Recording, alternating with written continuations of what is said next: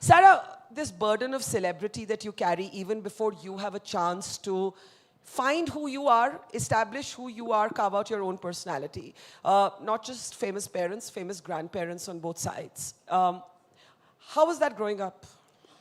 See, I'll be honest with you. I don't, people have used words like burden, pressure, all of that, but I don't really believe in that. I think that, you're as burdened as you want to be, and you take as much pressure as you want to. Of course, I'm aware, acutely aware, that I come from a film background, and therefore the scrutiny or the attention that I have received has been more than it would be otherwise. But I don't necessarily look at that as a burden, because if I do, then I will be stiff and I won't be able to perform. And I don't think that that's fun then, I think that I'm, like I said, I'm aware of where I come from, but I don't at all look at it as a burden, and I don't think I ever have. So I think there's a part of it that's a privilege. There's a part of it that's fun. And there's part of it that must be mildly suffocating.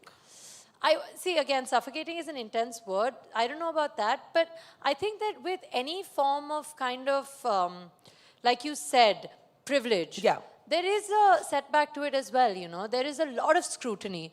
There are a lot of eyes on us, for instance. And I can't deny the fact that star children, as much as I hate those words, do get it easy, We do have a privilege in terms of access that others don't have. But it also comes with scrutiny. And at the risk of sounding negative, which I don't intend to at all, because whether it's the audiences or the industry or the media, everybody has been very, very loving, maybe even more than I deserve. But I do think that there is a whole lot of people out there who are waiting for you as a star child to make one mistake. Of course, and to to falter even a little bit, to be able to say, Dekha, usko to aasani se mil gaya, usme to baat hai hi nahi. So I am also aware of that. So I don't take it again too seriously or look at it as too much of a burden, but I am aware that there are people kind of maybe even wanting us to fail. Of course there are. There's a Schadenfreude. This people like to see other people fall. And with star children, you're right, it's a horrible phrase. There's that sense of, let them not succeed. Let the second generation not have and what that always happens. Has that happened to you? Have you had to face snideness? I know there's a certain amount of social media trolling that goes on for all of us, but beyond that, have you had to face, who does she think she is? She has it so easy. I'll be honest with you. Like I said, at least the audiences in the media have given me a lot of love. I think much more than I deserve. But also, to be very fair, I'm kind of a little bit blind towards negative vibes. I've never been able to get them, and people are like, did you see that? She was being so mean. And I was like, really, I didn't think so. Because I just have grown to attempt to see the best in people. And when it's not possible, I go to my two best friends, which are denial and delusion. And I just live in them. And I'm like, oh, this person's great. Like, it's all good. Because I really think that takes you much further. But what happens when denial and illusion get busted? Then you realize that there are these people out there, like I have sometimes when my two friends have gotten hurt, that, there are people out there who are kind of, even mildly resentful of what you may or may not have. And of course I've felt that. I've felt that. I've felt that on movie sets. I've felt that at ad shoots. I've felt that during photo shoots. There is a sense of perceived entitlement, So I almost feel that we don't walk around necessarily with the label of being star children as much as we carry what you perceive star children to be. The minute I walk into a room, you have a perception that, oh, she's going to be entitled, oh, she's going to be like this, oh, she's going to be like that. And I think that is more unfair than actually even being star children. But talk about living in this fishbowl of, constant media attention, the paparazzi. You step out to go to the gym, there are photographs, they're on every Facebook page, they're on Twitter. People are asking you why you're being uncool by wearing salwar kameez. As someone who wears it all the time, I think it's the best. But it is. But really, it is a fishbowl. There is a fishbowl effect, and you're swirling around in that water, and you can forget that there is a world outside of it. So how do you keep yourself real? See, firstly, I think that I know no better, Like, both my parents will talk about this, like, social media or media scrutiny and be like, it's so invasive. But, I've been an actor for less than a year. So for me, I don't know any better. This is the world that I came into. This is the world that I started in. So I don't have anything to compare it to. And I think that, you know, even though it can get overwhelming at times, the real truth and the real fact is if it were to stop, given the climate that we are in right now, given social media is a big thing and media attention is a big thing, if I was maybe to walk out of the gym and there were 7 photographers not taking my photograph on the reverse to, yeah, of course, it's easy to complain and be like, oh, ho, I was bloated today and they took a picture, oh God, I'm so sad, which happens. But imagine the reverse, which is irrespective of how you're looking, you walk out of the gym and there are 7 photographers not clicking your photograph, or 20 people not asking for selfies. You know, that could also be a problem. I once asked Mr. Bachchan, Senior, what is it that scares you? And he said, one day I'll walk into a restaurant and nobody will recognize me. And that's so true and so fair. But does that happen? Like, do you live with that apprehension? I don't think you're too maybe young. I mean, I don't mean to patronize you, but I'm saying you've just started out, so maybe you don't have that. Then have you seen your parents, for example, battling that? Both my parents have actually taught me what I've just said, which is that, yes, sometimes if we're on holiday in London walking on the streets and my father or my mother are stopped for a photograph, it can get a little invasive or intrusive or unnecessary. But like they both have realized and recognized that the reverse would be even more insulting. That they've walked around, you know, Bandra all day and nobody stopped them. That's like, what? Really? You haven't seen any of my films? That's like, oh my God, you know, they almost will walk tentatively ki koi to dekh lo yaar, matlab kya ho kya raha hai? You know? So that can also happen, I feel, you know. But, you know, where is that balance in being, like, wanting that attention because it's professional, it's what your profession needs, it's what you all live on, but not living for those cameras. And the reason I'm asking you that is that, you know, you're a young person. There must be a Sara beyond the persona. When you go to the gym, when you go out for a meal, when you go out for a drink with your friends, you don't necessarily want to be in that gaze of the camera the whole time because you might find yourself altering your reality, your personality, your clothes. You don't? I don't. I'm not even altering my personality here when there are so many cameras and so many people and you and me are talking and I'm assuming people are filming us and they're going to watch this somewhere else, you know. But I think that I have grown up being a very confident girl. And more than that, I've realized, more than confidence, it's just easier being who you truly are. Yeah. Because the reverse is a lot of hard work. You know, if I was this persona that I'm not in fact all the time, and I was this, you know, other person, then that would be a huge stress to always maintain and showcase that girl. So I think I just find it easiest to be who I am. And I'll be honest with you, whether I'm talking to my friend or whether I'm in the gym or whether I'm talking to you or I'm promoting a movie, of course, the tonality of my conversation will change because I'm also aware of my surroundings. But I am who I am. And I don't think that that has ever really changed or it doesn't become a problem for me. So tell us about you. Tell us about you beyond what we see in Aaj airport pe Sara lifted her own bags. Or ye safed malmal ka kurta pehna Sara ne or whatever. Or, you know, what we know of you from television and films.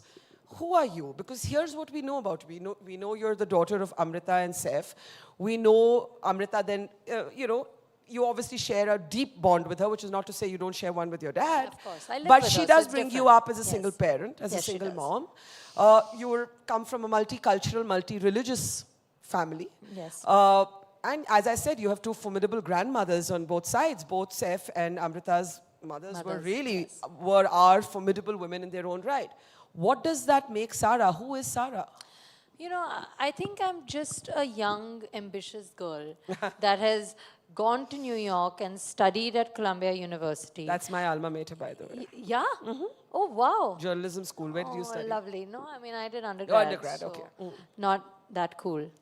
But, you know, I think, what do you want to know? What can I say? I think I'm just a young girl who just has a lot of dreams and a lot of hopes and aspirations. What do you feel strongly about? What makes you angry? What makes you mad? Hypocrisy. I as a person, I'm not very judgmental. And I don't believe in like a universal moral code. You know, I think that you do you and she does her and he does him and I do me and that's fine. But I think that if you stand for something, you should stand for it, period. You know, I don't like it when people have different moralities for different people, or you know, pull weight with some people but are, you know, a little more forgiving to other people. You know, that measured kind of calculative behavior changes, that really upsets me. And how has this sort of multiculturalism of your family influenced the sum total of who Sara Ali Khan is? I think that in general it's made me maybe more tolerant, also more diverse. More than I think the multicultural background, I think it's my education and my upbringing in general that's been like that. You know, we've celebrated Eid, Diwali, Christmas and Holi with equal enthusiasm at home. You know, studying abroad, one has learned to kind of respect differences, which I think is so important, especially in our industry, my industry specifically, and our world in general today, you know. People are not the same. People are different, and I think that irrespective of what they stand for, they deserve, you know, appreciation and respect. And I think that coming from a multicultural background and having a slightly, you know, exposed education has made me understand that. So you have you've never really had to think of religion or culture in the way that it defines your identity, because it's always been a melange, a mosaic rather. More than that, I think that it's very intriguing to me still how these things become divisive. I mean, one thing, of course, it doesn't define me at all, but that's almost obvious. The fact that it becomes divisive in our world from time to time is just sad, because, I mean, they're just constructs that humans have made to kind of, I don't even know why, different reasons, but it shouldn't matter. I don't think that that has anything to do with the kind of human being that you are or the kind of treatment you receive. And the fact that that sometimes, you know, becomes an issue in our country is something that I'm really not proud of. Yeah, well said. Your years in New York, being a student at Columbia, how much of a reality check was that? Totally. Talk about that. Totally. And that's one of the reasons that I think it's extremely important for my brother, Ibrahim, and anybody really to kind of go and get an education. It doesn't have to be abroad. It can be in our own country. There are great academic institutions in India. But I think that what it does, your education, is it gives you a certain amount of independence. You know, it's not even about what you learned. It's about the fact that you've just learned. You've gone away from home. At least for me, I'll be specific. Living in New York, to start with, nobody would recognize me, which is a huge difference because... And was that unnerving in the beginning? Not at all. It was superb. It was amazing. But it's also empowering because it lets you be you. And it lets you discover who you are external to Saif and Amrita's daughter, which is something I'm so proud of and so thankful for. But there truly is more to me, you know. And I think going to New York is how I discovered that, because people didn't look at me as Saif and Amrita's daughter. They didn't know who they were or I was, you know. It teaches you independence. It teaches you how to live on your own. I had an off-campus apartment, absolutely on my own. How to do the laundry, how to do the dishes, how to live alone in New York in the month of February when it's cold and depressing at 3 in the afternoon and you're alone, how to deal with that. So I think that being in New York has made me who I am today. I think almost everything that I know is because of those years. They were formative years of my life. And I spent them kind of discovering who I am and gaining a certain level of independence, which I think is extremely important in the world that we live in today. You know, I think it helps me think even professionally better because I'm more used to thinking for myself, which I don't know I would if I lived with my mom. Sure. But, you know, I'm listening to you and I can hear a young person with a mind of your own. You obviously have a few things in life you feel very strongly about. Do you believe that the media, generally speaking, compresses that personality, asks you the same 5 questions every time, are more interested in what you're wearing and who you're dating or not, than who is Sara, what is her talent defined as, what are her opinions, and do you feel patronized? No, I don't. I also feel like who I'm wearing or what I'm wearing is also part of who I am, you know. So I understand that there are different platforms that will cater to different questions and want to know different aspects of my personality. I think I'm a very, very different and very, very diverse person in myself. You know, I'm sitting here and having a conversation with you. I know for a fact if I was sitting with a Pink Villa journalist and having a conversation, the tonality would be totally different. Not to say that I would be any less Sarah, you know. So there are different dimensions There are of different Sarah. dimensions to Sarah, and I don't think that, you know, anyone constricts the other. I think so long as I'm proud of who I am, which I am, and I'm honest about who I am, which I am, I don't look at it like that. Did you always want to act? Yes. There was nothing else ever that you wanted to do? Law. Me too. Yeah. And I never got my law degree. I was too scared of failing the I think we should study and take the exam together. I'm telling you, law and politics. Politics? Yes. But I don't think it's too late for that. I mean, It's not at all. I can join politics later. Or law. Please, you know, I can. Or law. Do you think, Or she should law. do you think she should join politics or law? Okay, so maybe I should join law. Right now, I'm just going to act, guys. Hopefully, y'all will continue watching my films and forgive me for not being a lawyer immediately. But I promise I will get to it. So here's what I want to ask you. I get that you say that there are different parts of Sarah and they're parts that make up the whole. Fair enough. And you are in a sort of entertainment vanity industry, so what you wear is one part of the Sarah story. But as a sort of young, bright woman, do you find yourself sometimes conflicted by, you know, we were talking earlier in the day here at We the Women about the racism of skin color, how dark skin is viewed, or how if you have had weight issues, the way, and I don't mean it because you have, there were women on stage who've spoken about how they felt trapped by the image that was required of them. And I'm just wondering where Sarah sees herself. When you turn the gaze on yourself, do you sometimes feel that the way women are portrayed in films is something that makes you uncomfortable? Do you feel that you have to just keep obsessing about being somebody else's image of perfect?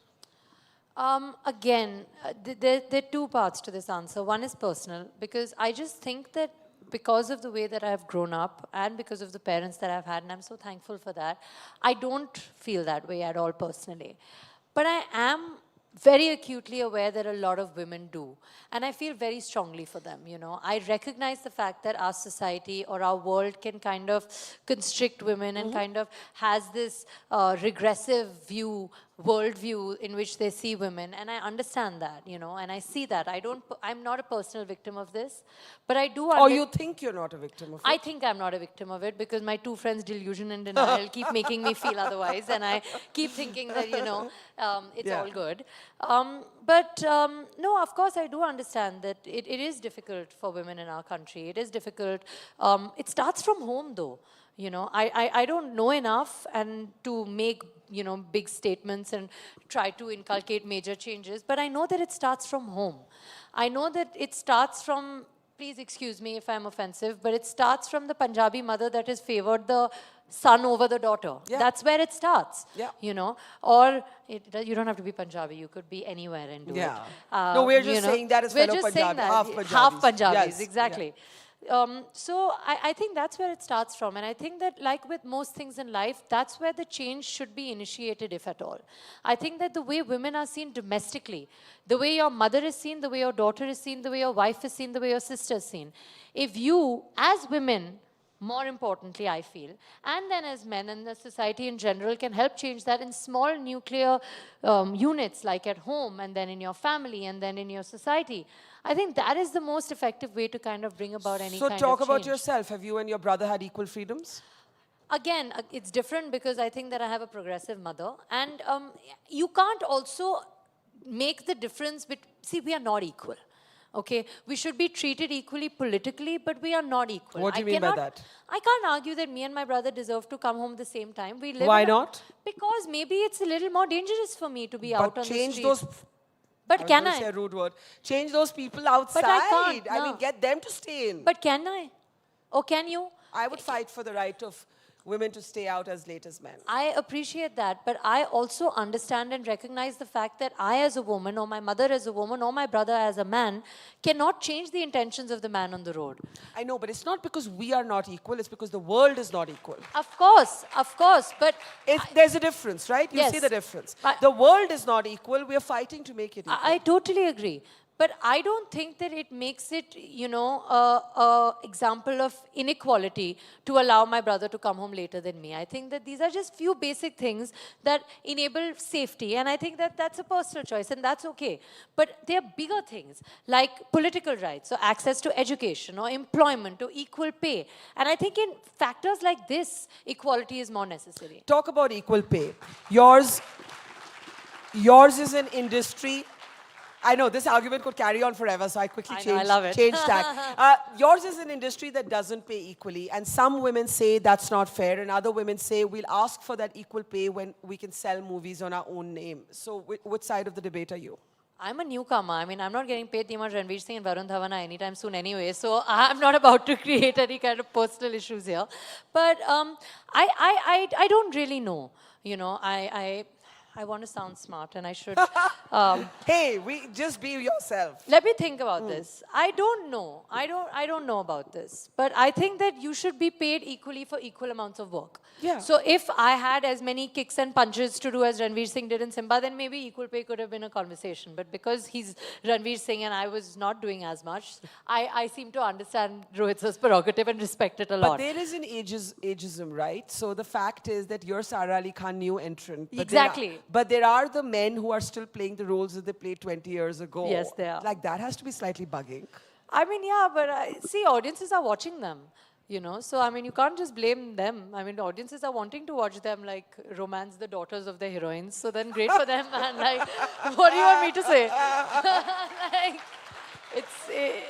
I think that it's a give and take, you know. I think that we as people can turn around and, you know, kind of criticize or question, but look at the people. I think it's also about acceptance. If we women were to put our foot down, maybe we would be treated differently, yeah? Maybe we would. I don't know. Maybe if you said, I'm bored of watching him, maybe he wouldn't be cast for the 97th time. You don't know. I don't know. But don't you all make like jokes about it, or does it make you angry? No, I'm a newcomer. All my jokes are private. Yeah, your answer to everything.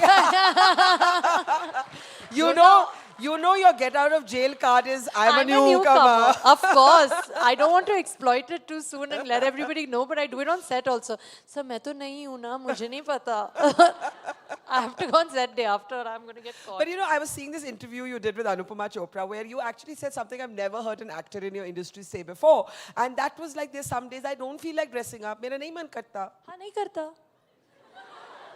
But that's fine. No, it is fine, but I thought it doesn't happen in your space. I mean, I don't know about them, but I think it's totally normal. Especially now, I feel like there's media everywhere. And secondly, there's so many events. There's 500 awards and 3,000 red carpets and 25 people getting married and 300 festivals and, you know, different social media posts. Now, if you're going to take it all seriously, then you're not going to have fun. You need to be able to be you also. You know, I like dressing up on Diwali. But if I did that every day, then it's Diwali every day, you know, that's no fun. So I want to pick up a strand of something you said earlier. You said, I have not experienced that kind of regressive, oppression, as it were, in your industry. But do you feel that, again, I'll ask you, women have I might have lied. Did I say that? You did say that. Say again exactly what I said. I don't know. I didn't ratamaro your words, but your basic... No, some people have been regressive. I don't take it seriously, but they say stuff. Like, you know... तू तो औरत है तू क्यों बोल रही है ऐसा They say this. Yeah. And I've heard this. You say I'm a newcomer, yeah. So what do you really say? You know, honestly, I really feel like I ignore these things because I think the best thing to do when somebody is trying to take away your agency is give yourself multifold agency by ignoring it and being you anyway. It's not about getting into like a banter of नहीं मैं औरत हूँ मैं करूँगी तो करो ना चुपचाप से करो. जब कुछ करना होता है तो नारे लगा के करने की जरूरत नहीं है आप चुपचाप भी कर सकते हो. Which is what I've realized, you know, in life. I find it best, but a lot of people have said, now actually I'm thinking of anecdotes and I'm finding it funny, you know, like on small little things, like the way women dress. Yeah. You know, like, nahi, lekin tu to aurat hai. Arey, so what? Well, who wants to see men's legs anyway? I mean, come on, let's be serious, you know? So, like, yeah, there are these kind of comments that one does hear. But I think the reason I might have said my overtly optimistic thing that I did earlier, answer, is because I don't let it affect me. So it almost is as though it doesn't happen. But of course it does. Yeah, and I was just saying that even in terms of body image, like we have all these conversations about body positivity now, does it really work, or are women still battling some guy's idea of what beautiful is? No, I'm sure they are. I'm sure they are. I think that they do. And I think that it's not just guys. I honestly feel that women should be women's best friends, but unfortunately, in the world that we live in, it's really not that way. I think it's the woman that will first say, Arey, look at her, she's looking so fat. Arey, she's looking so bloated. I don't even think men notice this stuff, you know, a lot of times. So I think it's this whole agenda of like kind of, you know, adhering to this perfect image when I don't even know who came up with it. Like, who decides what's perfect? I mean, if you want to be a little larger than what, you know, the neighbor's wife thinks you should be, then you be that. Just be healthy, because I think that's important. But the rest is your choice and should be, always. This was a little bit of a struggle for you. It still is. And do you not at some point say, you know, I want to eat this, so I will? See, so today I was coming to Bangalore from Bombay on the Indigo did you flight. eat or not? Have we starved you? So that cart, they always have this banana chips here. That's a huge problem. So, you know, but like, I mean, I'm shooting, so I didn't eat it. What? Yeah. But what an uninspiring story, you know? Like, imagine if I'd said, and you know, I opened the packet and I ate it because you only live once and all women go eat banana chips. But I didn't. I didn't eat it, guys. But I'm going back to Bombay, so now let's see. Maybe now I'll inspire myself to eat some banana chips. Can we pack you a burger and fries with some banana chips? Would you eat that? Man. Just, I'll have a bite. Okay, there's a serious question there. Be healthy, yeah. Yeah. But this constant... It disturbs me because I've seen women actually breaking down over it. Yeah. You know, you have everything from anorexia to bulimia eating yeah. disorders, obsessing with not being beautiful, not being attractive, constantly living for somebody else's idea of you. Have you struggled with that? I think so. I think so. Of course, I was very, very large. I was like 96 kgs. And of course, I needed to lose weight for important reasons because I had PCOD. I still do. And I think that it was important for me to kind of get in shape also because it's like, you know, keeps you healthier. And that's important. But yeah, of course, there are moments, whether it's those trolls on social media or it's, you know, bigger people. There is a pressure to look or be a certain way that is very palpable and very there. And did it hit your confidence when you're not ticking those boxes, or when you did not tick those boxes? Did it hit your sense of self? I think that because I was as fat as I was for as long as I was, I have grown up. I don't know how much of my two friends' denial and delusion have helped me, but I have grown up kind of deriving my confidence not from the way that I look. Yeah. But now, because a large part of my profession and, you know, even commercially depends on the way that I look, yes, there is a little bit of pressure. And yes, it does get nerve-wracking. And of course, it can affect your confidence, you know. You read like rude comments, so people will say stuff and it can pull you down. And that's horrible, right? It is horrible. It is horrible. So you need to kind of remind yourself from time to time that you are the only person that truly has the agency to make yourself feel the way that you should. And, you know, people will say what they have to say. And there comes a point where, yes, like you said, and like we were talking about like a couple of minutes earlier in a different context, that's not my problem, that's your problem. Yeah. But in a slightly more realistic tonality, I can't change that. I can't change the fact that you're going to pressurize me. In an ideal world, yes, all of you should be okay with all shapes and sizes, but maybe you're not. So the second best alternative and the much more realistic alternative is to really tune it out and know for yourself what works and not pay heed to other people trying to bring you down. And eat the goddamn banana chips. And I'm going to eat the banana chips on the flight back. Okay, I'm going to take a few questions from the floor, so make them questions and let's not be like, you know, just offering our own opinions on banana chips or anything else. I have to ask you one thing. You've constantly said, oh, we're not a normal family, we're really odd. Have you seen us? We're really odd. And I think this audience deserves to hear the story of the parrot. Oh my God. My mom's parrot? Yes, please. My mom, okay. So, my mom likes animals. What does that mean? That she has a puppy, right? Yes, she does. But it means more. She also has a turtle, which is cute because, you know, it's just a turtle. Is that legal? Am I allowed to say this? Just say it. Nothing will happen. Oh my God, what if somebody comes and takes Mr. T away? Oh my God. Oh, have I made a mistake? No, just carry on quickly, Okay. quickly. Forget what you Okay, said. never mind. Just don't take the turtle away, okay? We love her and we feed her and stuff. Mom loves her and feeds her. Anyway, and so mom also had a cockatoo, actually. And the cockatoo would sit on her shoulder. So people would come for meetings and narrations. And the cockatoo would be there on her shoulder the whole time doing caw, caw, caw. And then we had to give her away back to where she came from because she got very distracting. Do you think she or you lost a few films because of the cane? I really think so. I really think so because like I said, you know, being an animal lover, you like dogs, it's one thing. But then you come home and you have like this bird like flying around and this turtle like under your feet. It can get a bit like weird, you know. And they're just like, what is this? Is it like a zoo? And like you get to like talk to me and my mom, and like I've said before without giving enough examples, but we are strange in our own way. What's the strangest thing about your family? No, how do I answer that? I mean, the fact that I don't have an answer should be indicative. No, come of on, the fact, come on. Like what? Ask me a more pointed question. I don't know what's. Like when you say you're strange, do you mean that you're all quirky, eccentric? Yeah, we are quirky. Like mom will just come into the room and like have a joke that she won't even share and just be laughing the whole time. And I'll be like, okay, but can you tell me also? And then it'll be something really like not funny, you know? And I'll be like, okay, so this was the joke. Like, I think the joke's on you, mom, and you're cracking it. So, you know, like little things like that. I think it's always just like a house full with just me and my mom. I think if you just like bugged the room and had a camera, we would never have to work for money again. We'd just sell the footage and we'd be fine. There's an idea there. Okay, let's take a few questions. We're almost at the end. Yes, young man here in the front row. Where are the mics? Mics, come on. Hello. No, wait, I'm calling the questions here. Yes. Yeah, good evening, Sarah. Good evening. How were the days when your debut film Kedarnath got delayed for producers' issues? How did you cope up that pressure? You know, sir, I'll be honest with you. That was one of the hardest times in my life. I remember it was in February that I got a call wherein I wasn't sure. Do you want me to stand? No. I'm standing just to spot the audience better, but you go And ahead. I wasn't sure. Forget that it was just getting delayed, you know. Our producers had kind of walked out. I didn't even know if the film would release, and we'd already shot so much more than half of it.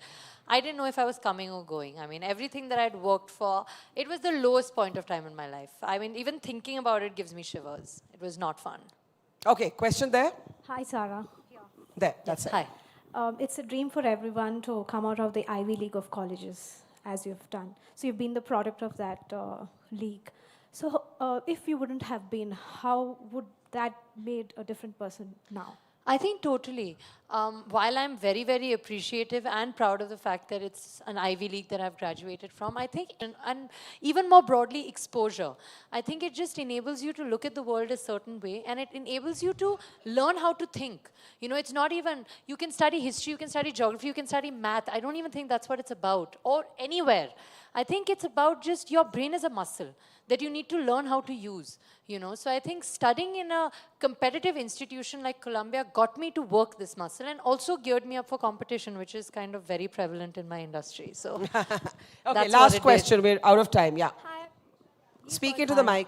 Hi, I'm Preksha Tyagi. Firstly, it's amazing to be talking to you because you're my idol and inspiration. Thank you. I started wearing kurtas because of you. So my question is, what would you change about the Bollywood industry in terms of empowering women? I don't think there's anything to change in the industry per se. I think that, you know, whether we look at Padmavat or whether we look at Razi, there are a lot of films being made driven by women. I just, you know, urge more and more audiences to go and watch these kind of films so that it motivates the people behind, like the producers and the distributors and then the actors, to be able to go and do films like that. If you watch it, we'll more than happily do them, I hope. Okay, I'm going to try and squeeze in one last question there. One or two, maybe more questions. Yeah, just stand up. Oh. Okay, her and then you. We'll take two more, yeah.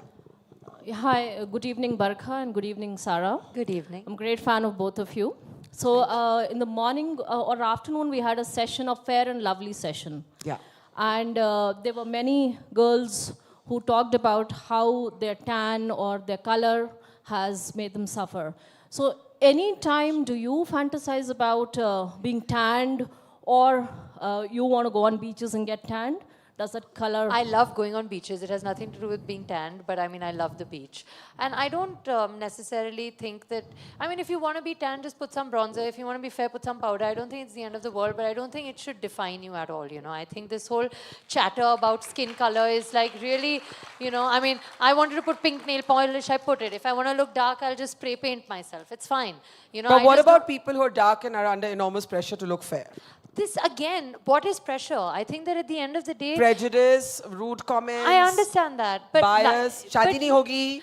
लेकिन आप बदलोगे नहीं. मैं बोल सकती हूँ कि सबको बोलना चाहिए कि सब सुंदरता एक ही होती है, लेकिन शायद नहीं बोलेंगे यार. लेकिन आपको होना चाहिए ना, आपके अंदर वो कॉन्फिडेंस होनी चाहिए कि जो बोलना है बोलो. मैं होना तो ऐसी चाहिए, हूँ. लेकिन सब में नहीं होता. लेकिन मैं ये मानती हूँ that there is a larger probability and a higher success rate for you to attempt to change yourself than to change the world, because they are not going to change. Okay, very last question.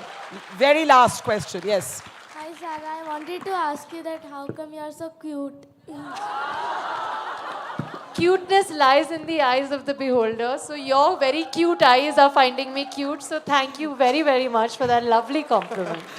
Okay, here's the thing. I want to call on stage. I'll stand. You please do stand. One of our younger producers, because selfies are a thing in your generation. Yeah, right? they are. So we had everybody pitching for who gets to take a selfie with Sarah, and Oh, we know we lovely. can't get that happen outside. So we're going to call Prashanti on stage. She's the lucky one today, who gets to have all of you and Sarah in a selfie. But before that, I would like to honor you with our award. It's called the Her Award, Hope, Empower, Rise, for having the spunk to be yourself, and wishing you much, much success ahead. Let's have a big round of applause for the cute and the very cute, but that I'd like to use a better word, for being herself and for having fierceness of spirit. A huge round of applause for Sara Ali Khan. Come on, better than that. And, Thank you. And now Thank wait. All of you and that selfie. Come on. Guys, get ready, all of you, okay? Okay, are we getting everyone? Got it?